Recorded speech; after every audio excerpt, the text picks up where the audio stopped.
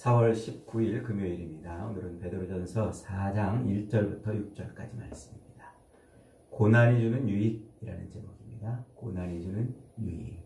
오늘 말씀도 3장 13절부터 계속 이어지는 한 덩어리의 이야기예요. 이게 어디까지 이어지냐면 4장 마지막 19절까지 이어지는 이야기입니다.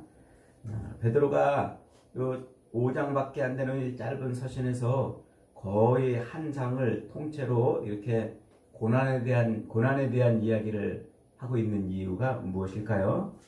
아마 베드로도 자신이 예수를 믿는 것을 인해서 당한 그 고난을 기억하며 그 경험을 나누려고 하는 것 같아요. 사도행전 4장에 가면은 이제 오순절 성령이 임한 이후로 베드로가 성령에 붙들려서 예수 그리스도가 우리의 구세주라고 선포하지요. 그것을 인해서 유대인들에게 사로잡혀요. 그 대제사장들과 바리새인들에 의해서 감옥에 갇힙니다. 감옥에 갇히는 그런 시련을 당하죠.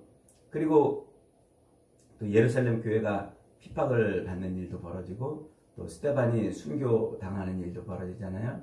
사도 바울이 이곳저곳 돌아다니면서 유대인들에게 얼마나 많은 고통을 당합니까? 베드로도 이제 그 이야기를 아마 충분히 들었을 것입니다. 그러니까 십자가에 달려 죽으신 그 예수를 자기 구주로 영접하고 믿음으로 살아가는 삶 자체는 아마 고난의 삶을 피할 수 없는 것이다. 이렇게 이해를 했던 것 같습니다. 예수를 믿지 않는다 할지라도 우리 인생은 고난의 그 삶 자체 아닙니까? 그러니까 이 땅을 살면서 고난이 없는 인생이 어디 있겠어요? 인생은 고해다. 그런다고 그랬잖아요.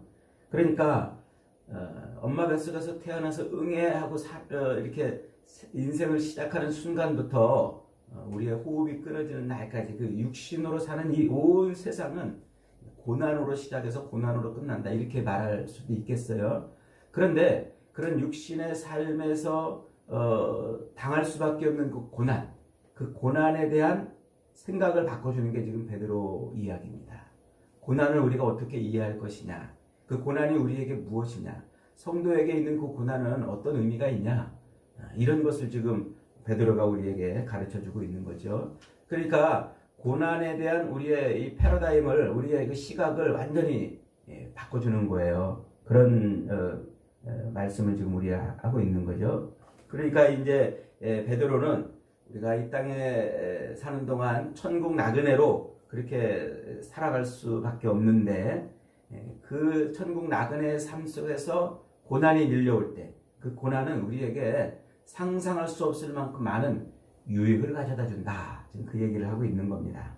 오늘 본문 말씀은 고난과 함께 살 수밖에 없는 우리 그리스도인들에게 바로 그 사실을 알려줌으로써 더 큰 용기를 가지고 그리고 이 악한 세상을 이기며 살아가도록 요구하고 있는 말씀이죠. 그러면 오늘 본문을 통해서 베드로가 우리에게 고난이 주는 유익, 우리에게 가르쳐주는 이 고난이 주는 유익은 도대체 어떤 것입니까? 첫째로 죄를 그칠 수 있기 때문에 고난은 유익하다 그래요. 1절을 다시 한번 읽어봅니다. 시작. 그리스도께서 이미 육체의 고난을 받으셨으니 너희도 같은 마음으로 갑옷을 삼아라. 이는 육체의 고난받은 자는 죄를 그쳤음이니라. 이 육체의 고난을 받은 자는 뭘 그쳤다고요? 죄를 그친다는 거죠. 사실 인생이 고난 가운데 있는 것, 인생은 고해다, 고통의 바다를 살아가는 것이다 라고 하는 그 이유가 무엇입니까? 우리 인간이 죄를 지은 것 때문에 그렇다는 거예요. 아담의 타락 이후 하나님에게서 떠난 인간의 삶은 그야말로 고통의 바다입니다. 먼저는 뱀의 미혹 때문에 그러죠. 아담과 하와를 죄를 짓게 한 그 뱀에게 하나님이 뭐라고 말씀하십니까? 너는 여자와 원수가 되게 하고 여자의 후손과도 원수가 되게 한다 하는 것이죠. 하나님의 형상으로 지음받은 인생이 끊임없이 그 악한 마귀의 유혹과 미혹 그리고 갈등 속에 살아갈 것이라는 거예요. 그러니까 끊임없이 악한 마귀는 우리를 하나님에게서 떼어놓으려고 하나님과 상관없이 살게 하려고 늘 우리를 어떻게 해요? 늘 우리를 미혹하고 유혹하고 또 시험하고 또 또 갈등하게 만든단 말이에요. 그러니까 우리 인간이 이 땅에서 살면서 겪는 그런 모든 미움과 또 갈등 이런 것들이 다 어디서 나오는 거예요? 그 마귀의 그 역할 때문에 나오는 거란 말이죠. 그러니까 그런 마귀들로 인하여 마귀의 미혹과 시험으로 인하여서 우리는 고난의 삶을 살게 되는 거예요. 그 다음으로 하나님께서는 하와에게 임신하는 고통을 더해 주시죠. 그러면서 수고로의 자식을 키우는 거예요. 키우는 삶을 사는 거예요. 그러니까 이 땅에서 생육하고 번성하는 그 삶이 하나님의 축복이었음에도 불구하고 그것이 우리에게 뭐가 됐습니까? 죄를 지은다면 그것이 고통이 된 거예요. 고통이 돼가지고 자식을 낳는 것도 고통이고 자식을 키우는 것도 고통이 된 것이죠. 짐이 되고 삶의 무거운 짐이 되고 어려움이 된 것입니다. 그 다음에 이제 아담에게 또 하나님이 뭐라고 말씀하십니까? 네가 지은 그 죄로 인해서 땅이 가시덤불과 엉겅퀴를 낼 것이다. 너는 평생에 수고하여야 먹고 사는 인생이 될 것이다. 너는 평생에 땀을 흘려야 먹고 사는 인생이 될 것이다 그러잖아요. 그러니까 이 땅에서 사는 그 모든 생육하고 번성하는 그 모든 일, 그리고 먹고 살기 위해서 땀을 흘리며 살 수밖에 없는 그 인생. 그래서 우리가 고통의 삶, 고난의 삶, 고해를 살아가고 있는 겁니다. 흙으로 돌아갈 때까지 얼굴에 땀을 흘려야 먹을 것이다. 그런 거죠. 그러니까 아담의 타락 이후에 인간의 삶은 갈등과 미혹과 유혹과 땀 흘리는 수고와 또 인생의 짐을 짊어지고 허덕이며 살 수밖에 없는 그런 인생이 된 거예요. 그래서 인생 자체가 고해, 고통의 바다가 된 것이죠. 그게 뭐 때문이라고요? 그게 바로 죄 때문이라고 하는 거예요.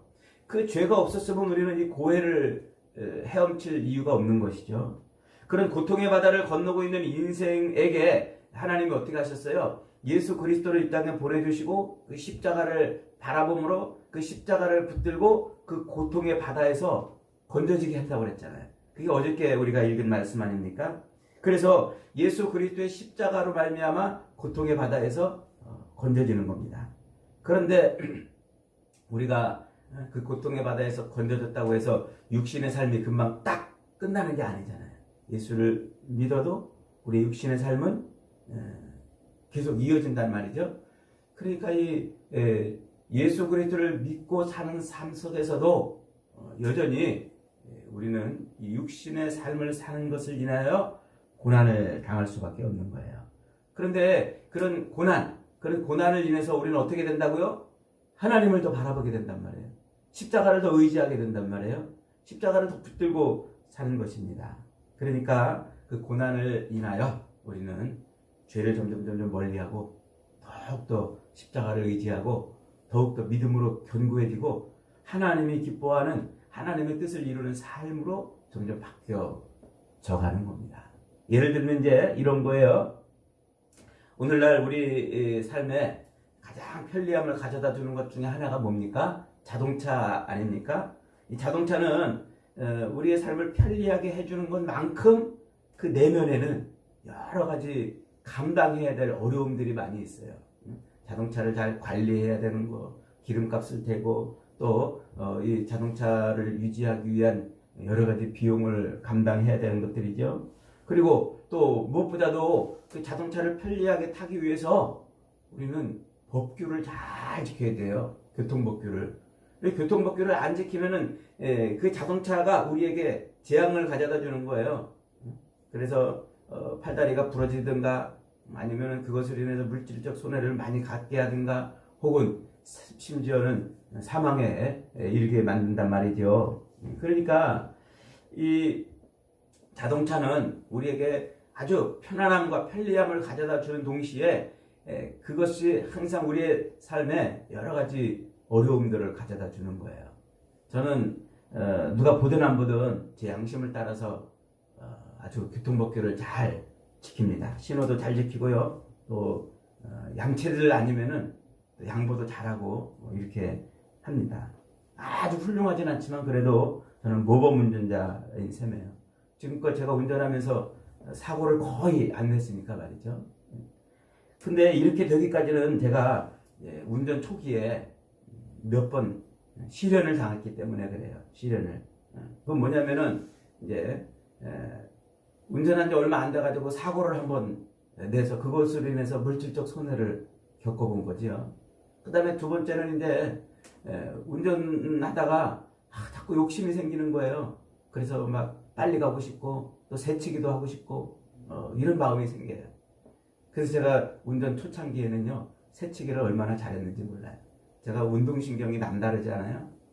그래서 운전을 하고 가다가 저기 졸리 껴들면 훨씬 편하겠다 이런 이기심 이런 것이 작동을 해가지고요 어느 날 남들 좌회전하려고 길게 늘어서 있는데 그 옆 차선으로 샥 가가지고 샥 껴들었어요. 얼마나 기분 좋은지요. 그래서 남들보다 그냥 훨씬 앞서서 좌회전을 쫙 했어요. 신나잖아요. 그런데 그 앞에 딱 하니 교통경찰관이 버티고 서 있는 거예요. 그냥 저를 쫙 부르더니요. 선생님, 신호 위반하셨습니다. 아니, 차선 위반하셨습니다. 그러더라고요. 바빠서 그랬습니다. 좀 봐주세요. 안 통하더라고요. 그래가지고 거기서 그 자리에서 그때 얼마짜리입니까? 그냥 딱지를 하나 딱 받았어요. 그리고 이제 제가 이렇게 이제 가면서 속으로 하나님, 지금 하나님의 말씀을 전하러 가는 이 종에게 이 시련을 왜 주십니까? 기도를 했어요. 하나님, 이게 지금 하나님의 말씀을 지금 전하러 가는 종에게 이런 시련을 주십니까? 하고 기도했더니 하나님이 제 속에서 그렇게 말씀하시래요. 야, 사랑하는 아들아, 내가 너를 사랑하니까 그런 거다. 이럴 때 너를 안 가르치면 네가 더 큰 죄에 빠져가지고 더 큰 고통을 당하면 어떡하냐. 내가 널 위한 것이다. 내가 널 모를 줄 아느냐? 그러시더라고요. 그래서 그냥 웃고 말았어요. 여러분, 그래요. 우리가 당하는 이 고난은요, 어쩌면 하나님 아버지의 그 사랑 때문에 오는 것임을 알아야 되는 거예요. 하나님이 우리를 사랑하지 않으면 어쩌면 없을지 모를 그런 고난이 우리 삶에 많이 있어요. 하나님의 자녀가 아니면 내버려 두었을 것입니다. 자녀가 아니면 죄를 짓든 악을 하든 하나님은 우리를 그냥 내버려 두시는 거예요. 그래서 많은 사람들이 죄를 지어도 형통한 것처럼 보이는 거예요. 하나님의 자녀가 아닌, 하나님의 자녀 아닌 사람들 이렇게 보세요. 얼마나 우리랑 똑같은 죄를 짓는 것 같은데 형통해 보이잖아요. 어려움이 없는 것 같고 편안한 것 같고 말이죠. 계속해서 사람의 정욕을 쫓아서 음란과 정욕과 술 취함과 방탕함과 무법함과 우상숭배를 하고도 징계가 없음을 인해서 그들은 더욱더 겁이 없어지고 마음의 담대함으로써 더 극한 방탕으로 그렇게 다름질하게 되는 것 아니겠습니까? 죄를 그칠 줄 모르는 인생이 되는 거예요. 그 죄에서 도저히 빠져나올 수 없는, 죄를 떠날 수 없는 인생이 되는 거죠. 그런 인생들의 마지막은 어떻게 되겠습니까? 성경이 계속 이야기하는 거잖아요. 영원한 불못에 던져진다고 말이죠. 지금 베드로 사도의 이야기는 성도가 당하는 그 징계 혹은 성도가 당하는 그런 고난, 그런 것들은 뭐를 한다고요? 죄를 깨닫게 한다고요. 내가 지금 죄가 있어서 그런가 보다. 그래서 다시 어떻게 하는 거예요? 십자가를 다시 바라보게 하는 거예요. 하나님, 내가 죄 때문에 지금 하나님에게서 멀어져 가고 있군요. 죄 때문에 내가 이런 고난 가운데 있군요. 그런 생각을 하게 된다는 거예요.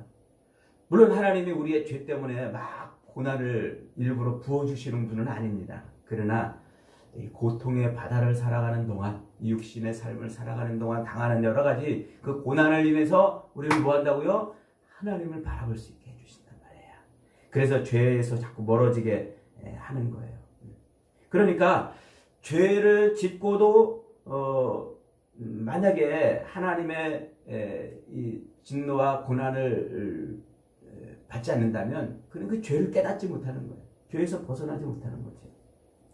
그러니까 하나님의 징계를 받지 않는, 또 혹은 이 고난을 겪지 않는 인생은요, 어쩌면 내버려된 인생일 수가 있는 거예요. 그래서 우리가 히브리서 공부할 때 배웠죠. 12장 5절 6절 그리고 8절에서 그렇게 말하잖아요. 또 아들들에게 권하는 것 같이 너희에게 권면하신 말씀을 잊었도다. 일렀으되 내 아들아, 주의 징계하심을 경히 여기지 말며 그에게 꾸지람 받을 때에 낙심하지 말라. 주께서 그 사랑하시는 자를 징계하시고 그가 받아들이시는 아들마다 채찍질 하심이라 하였으니. 징계는 다 받는 것이거늘 너희에게 없으면 사생자여 신하들이 아닙니다. 그러므로 여러분 이 땅을 살면서 이런저런 고난으로 힘들고 피곤하고 어렵습니까? 아픔이 있고 괴롭습니까? 너무 낙담하지 마십시오. 오히려 그런 고난을 인해서 우리는 더욱더 하나님을 바라보게 되고 그런 고난을 인해서 더욱더 십자가를 붙들게 되어 있는 거예요. 하나님께서는 그런 고난 가운데 있는 우리를 고난 당할 때마다 늘 건져주시고 고난 안 당하게 만들어주시는 것이 아니라 그 고난의 터널을 통과하도록 하시면서 우리로 견고한 믿음이 되게 하시고 더욱더 십자가를 의지하고 붙드는 그런 인생을 살게 만들어주셔요. 그래서 우리는 그 고난의 터널을 통과할 때마다 죄를 깨닫게 되고 죄에서 멀어지게 되고 하나님과 점점 가까이 되고 더욱더 십자가에 의지하는 삶을 살게 되는 것입니다. 그러므로 지금 여러분 혹시 고난의 터널을 통과하고 있다면 그것 때문에 원망하지 마세요. 좌절하지 마세요. 절망하지 마세요. 오히려 하나님 앞에 감사하십시오. 하나님을 찬송하십시오. 하나님, 나로 하여금 이 고난의 터널을 통과하게 하시는 것은 내가 죄에서 점점 더 멀어지게 하시는 것이고 나로 하여금 하나님과 점점 가까운 삶을 살게 하시는 것이고 나로 십자가를 짊어지는 삶을 살게 하시는 거군요. 그렇게 감사하고 찬송해 보십시오. 그러면 그 고난이 오히려 우리에게 죄에서 점점 더 멀어지게 하고 우리로 분명하게 믿음으로 살게 만들어 줄 겁니다. 그런 은혜가 있기를 주님의 이름으로 축복합니다. 두 번째로 하나님을 따라 살 수 있게 해주기 때문에 그래요. 하나님을 따라.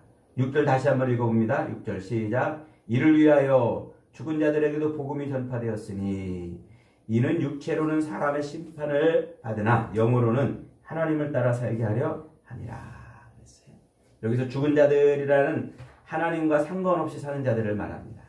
육신의 욕망, 그 육신의 욕망과 욕심을 채우며 사는 자들을 말하는 것이죠. 그러니까 하나님을 바라보고 하나님을 의지하고 하나님과 더불어 사는 그런 인생이 아니라 이 세상의 삶에 집중하는 삶, 육체적인 것을 영위하기 위한 이 세상의 삶에 집중하며 사는 사람, 이런 사람이 바로 죽은 자들인 거예요. 하나님을 모르고 죄 가운데 살던 그들이 복음을 듣고 예수님을 영접합니다. 그리고 죄가 무엇인지, 선이 무엇인지 분별하게 됩니다. 그리고 성령의 은혜를 입어서 악을 버리고 이제 선을 택하게 되는 것이죠. 우상을 버리고 하나님을 택하게 되는 거예요. 세상 친구들을 버리고 예수를 택하게 됩니다. 그런데 이것은 그렇게 죽은 삶을 살다가 육신에 집중하는 삶을 살다가 세상에 붙들려 사는 삶을 살다가 그렇게 복음을 받아들이고 이제 하나님을 바라보고 십자가를 지고 예수와 동행하는 삶을 살면 그 자체가 뭐예요? 그 자체가 고난이에요. 고난. 지금 베드로가 그 얘기하고 있는 거예요. 그 자체가 왜 고난입니까? 옛날에 보세요. 믿음으로 안 살 때는요. 얼마나 친구들과 재밌게 삽니까? 더러운지도 모르고 더러운 삶을 그냥 함께 하하호호 웃으면서 그렇게 살잖아요. 그러다가 어느 날 깨닫고 거기서 나오려고 그러면 그 사람들로 인한 핍박, 또 미움, 갈등, 비방 이런 것들이 기다리고 있는 거죠. 복음으로 말미암아 영으로는 하나님을 따라 사는 사람이 되는 거예요. 그 고난을 당하면서 말이죠. 하나님과 같이 사는 존재가 되는 거예요. 그러므로 여러분 고난이 밀려올 때 내가 지금 하나님에게서 멀어져 가고 있구나. 그걸 깨달으면 그것이 우리에게 주는 아주 중요한 고난의 유익이 되는 겁니다.